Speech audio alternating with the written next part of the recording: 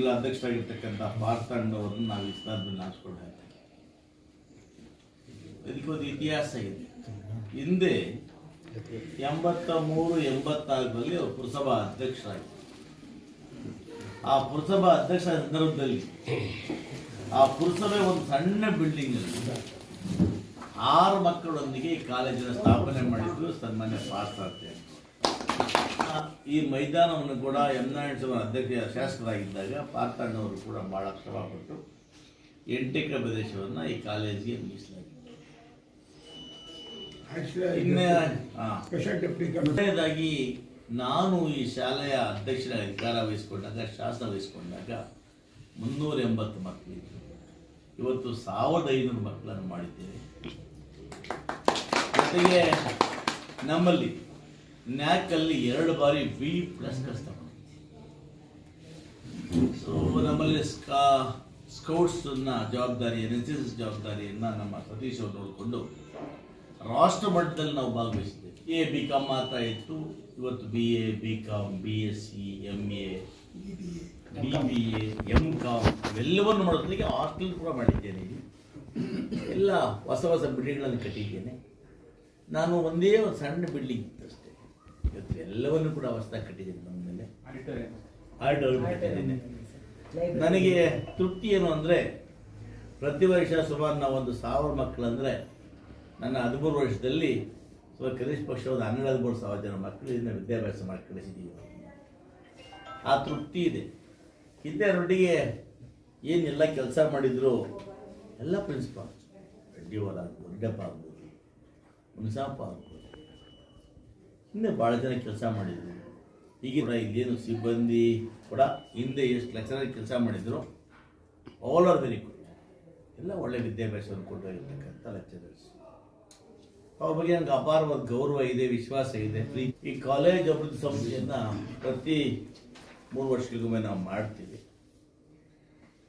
ಈ ಬಾರಿ ಈ ಕಾಲೇಜನ್ನು ಹೆಚ್ಚಿಗೆ ಅಭಿವೃದ್ಧಿ ಮಾಡಬೇಕಂತ ಮನಸ್ಸಲ್ಲಿ ಇಟ್ಟುಕೊಂಡು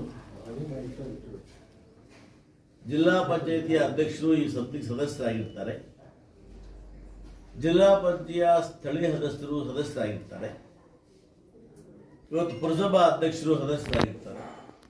ಆದರೆ ಪುರಸಭೆ ಇಲ್ಲಿರೋದ್ರಿಂದ ಇವತ್ತು ಆರೋಗ್ಯ ರಾಜನ್ ಅವರನ್ನು ಸದಸ್ಯರಾಗಿ ಮಾಡ್ಕೊಂಡಿದ್ದೀವಿ.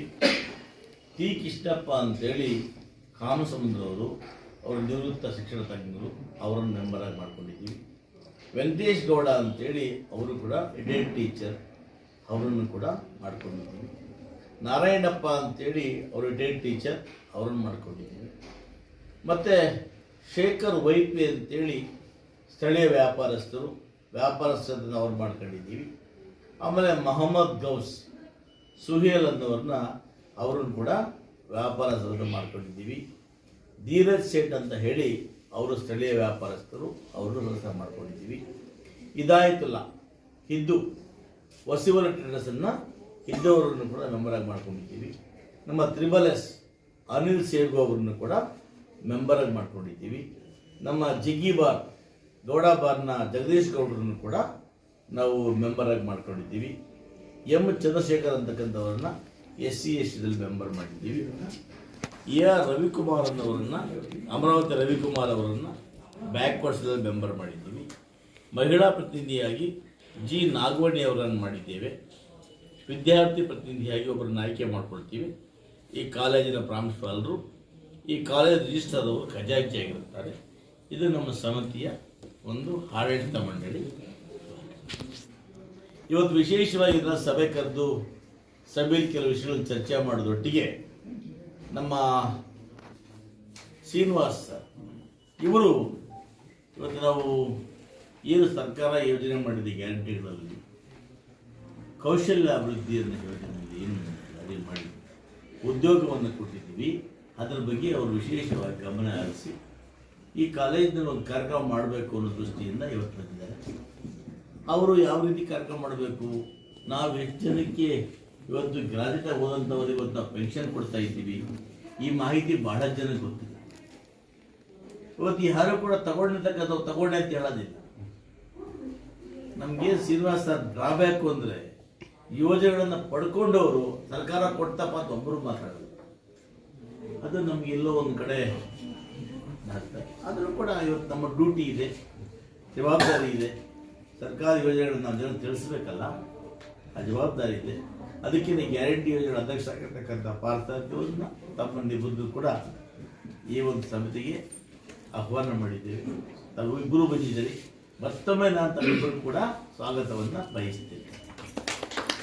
ಸೊ 5 ಗ್ಯಾರಂಟಿ ಯೋಜನೆಗಳಲ್ಲಿ ಪ್ರಮುಖವಾಗಿ ನಮ್ಮ ಯುವಜನತೆಗೆ ಯುವನಿಧಿ ಯೋಜನೆ ಏನು ಜಾರಿಗೆ ಮಾಡಿದ್ದಾರೆ, ಇದೊಂದು ಅತ್ಯಂತ ಪ್ರಮುಖವಾದ ಯೋಜನೆ ಆಗಿದೆ.